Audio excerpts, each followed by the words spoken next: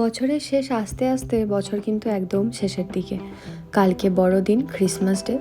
তাই আমি বানিয়ে নিলাম আজকে একটি চকলেট কেক। আমার রেসিপিটি ভাল লাগলে অবশ্যই চ্যানেলটিকে লাইক, শেয়ার ও সাবস্ক্রাইব করবেন এবং অবশ্যই আমাকে জানাবেন কেকটি তৈরি করে কেমন লাগলো।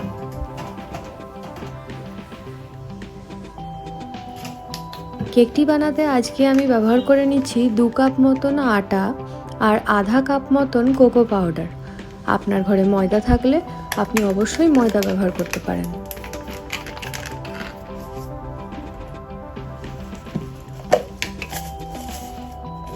এর সাথে আমি মিলিয়ে নিচ্ছি 3টে বড় চামচ মতন চিনি।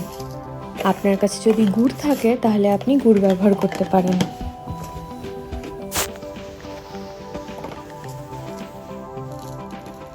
এবং আমি মিলিয়ে নেব 1 চামচ মতন কফি পাউডার। আপনার ঘরে যদি কফি পাউডার না থাকে আপনি একটি পাউচ কফি এনে মেলাতে পারেন বা এটিকে স্কিপ করতে পারেন। এরপরে চলে আসছি দুটো মেন ইনগ্রিডিয়েন্টসে, সেটি হলো বেকিং সোডা ও বেকিং পাউডার। কেক বানানোর জন্য এই দুটোর পরিমাণ ঠিক হওয়া খুবই বেশি জরুরি। এর জন্য আমি একটি চা চামচের 1/4 পরিমাণ বেকিং সোডা এবং 1/2 চা চামচ বেকিং পাউডার ব্যবহার করব। আপনার কাছে যদি টক দই থাকে আপনি 2 চামচ টক দইও এখানে ব্যবহার করতে পারেন। সমস্ত উপকরণগুলোকে একসাথে ভালো করে মিলিয়ে নেব। চিনিকে আমি এখানে গোটা ব্যবহার করেছি, আপনি চাইলে চিনিকে পাউডার করেও বানিয়ে ব্যবহার করতে পারেন। সমস্ত উপকরণ মেলানো হয়ে গেছে। এবার সামান্য পরিমাণ করে এখানে দুধ মিলিয়ে নিচ্ছি। দুধটাকে আমি অল্প অল্প করে মিলিয়ে ব্যাটারটা মাখতে থাকবো। দুধের এখানে নির্দিষ্ট কোনো পরিমাণ বলছি না, অল্প অল্প দুধ মিলিয়ে ব্যাটারটা অল্প অল্প করে মাখতে মাখতে অবশেষে যখন কেকের পারফেক্ট মাপে পৌঁছে যাবে তখন আপনি দেখলেই বুঝতে পারবেন যে আপনার ব্যাটারটি রেডি হয়ে গেছে। এখানে আমি বানাচ্ছি, আপনি দেখতে পারেন।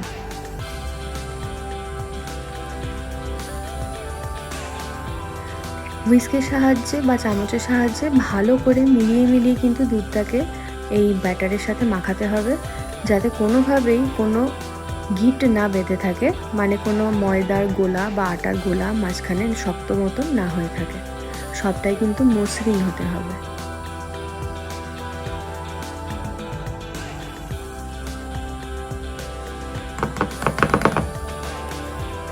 সময় নিয়ে অল্প অল্প করে দুধ মিলিয়ে ভালো করে এই ব্যাটারটি তৈরি করতে হবে।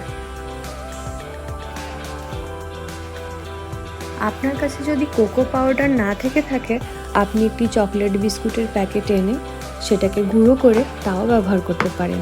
সেক্ষেত্রে আপনাকে মাথায় রাখতে হবে চকলেট বিস্কুটে কিন্তু অলরেডি মিষ্টি থাকে, তাই আপনি যখন চিনি বা গুড় ব্যবহার করবেন সেই পরিমাণটা কিন্তু একটু কম দিতে হবে।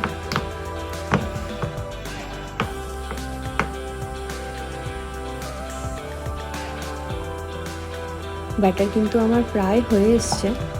এবার একটু নরম হলেই কিন্তু ব্যাটারটা পারফেক্টভাবে রেডি হয়ে যাবে।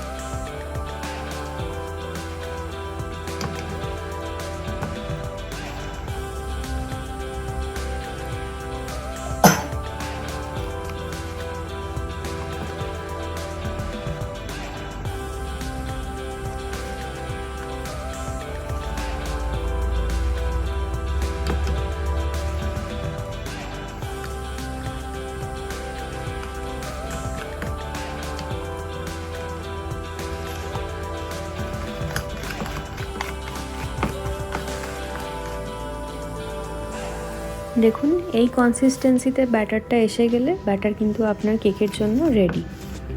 এরপরে আমি এখানে সামান্য রিফাইন অয়েল ব্যবহার করে নেব। আপনার কাছে যদি বাটার বা মার্জারিন জাতীয় কিছু থেকে থাকে আপনি তারও ব্যবহার করতে পারেন।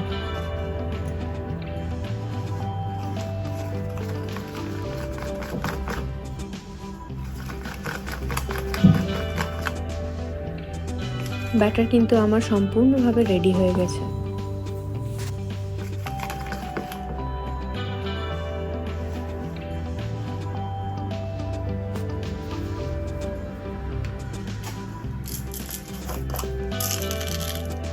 আমি এখানে অল্প চকো চিপ ইউজ করে নিচ্ছি। আপনার কাছে চকো চিপ থাকলে আপনি ব্যবহার করতে পারেন, বা আপনার কাছে যদি চকো চিপ না থেকে চকলেট থেকে থাকে, আপনি কিন্তু চকলেটকেও টুকরো করে কেটে কেকের মধ্যে দিতে পারেন। খেতে কিন্তু বেশ ভালো লাগে।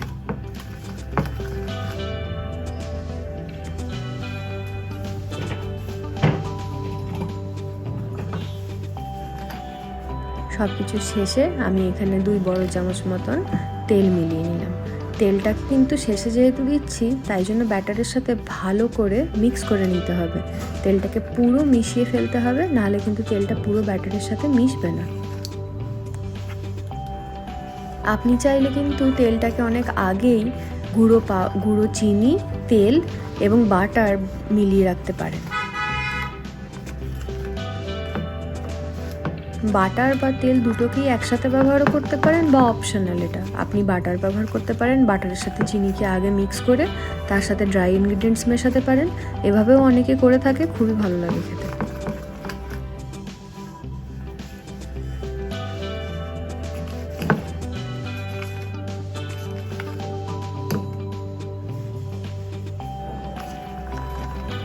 ব্যাটার আমার এখানে প্রায় রেডি। ভালো করে তেলটাকে মিক্স করে নিচ্ছি। এই সাথে সাথে আমি কিন্তু ওভেনকে প্রিহিটে রেখে দিয়েছি 10 মিনিটের জন্য। আর এটা হলো আমার মোল্ডে কিন্তু আমি অল্প তেল মিলিয়ে আগেই রেডি করে রেখেছিলাম। ব্যাটারটাতে ঢেলে নেব। ওদিকে ওভেনটা কিন্তু প্রিহিট হয়ে রেডি আছে। 10 মিনিট ধরে আমি 250 ডিগ্রিতে ওভেনকে আমি রেডি রেখেছি।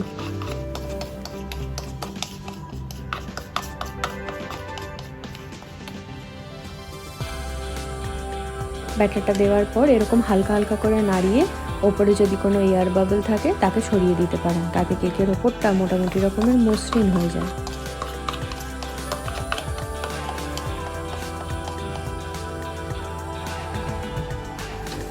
এবার আমি আমার ব্যাটারটাকে মোল্ড সহ ওভেনের মধ্যে ঢুকিয়ে দেব।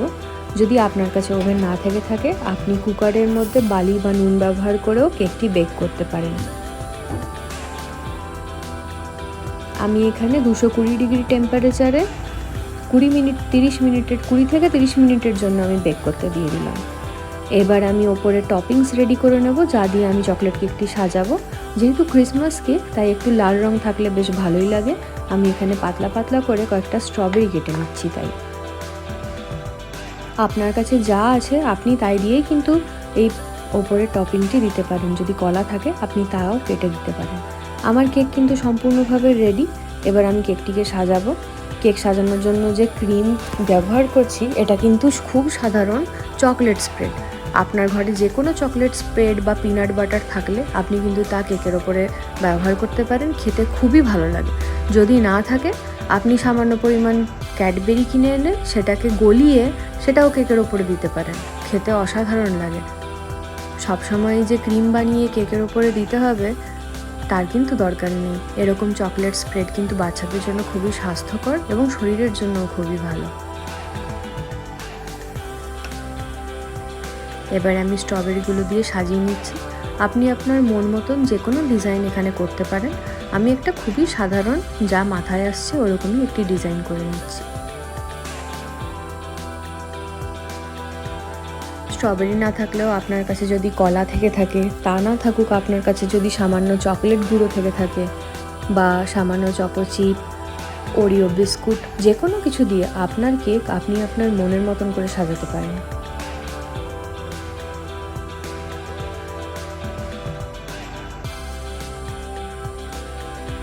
আমার ঘরে অল্প সামান্য পরিমাণ টুটি ফ্রুটি রয়ে গিয়েছিল। আমি সেইটাকেই কেকের দুই দিকে আরেকটু ডিজাইন করে নিচ্ছি।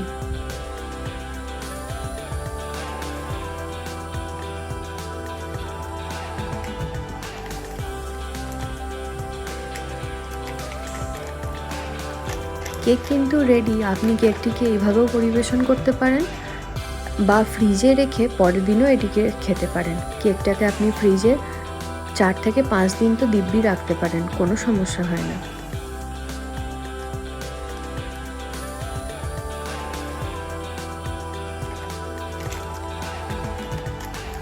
এইভাবে ঘরে বানিয়ে আপনি চকলেট কেক খেতে পারেন, এবং আমাকে অবশ্যই লিখে জানাবেন যে খেতে কেমন লাগলো।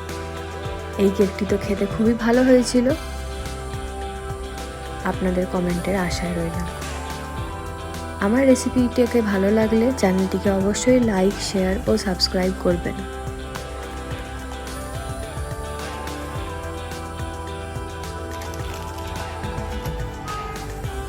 এই হলো আমার কেকের ফাইনাল লুক। আপনাদের কেমন লাগলো নিশ্চয়ই জানাবেন। আপনাদের কমেন্টের আশায় রইলাম।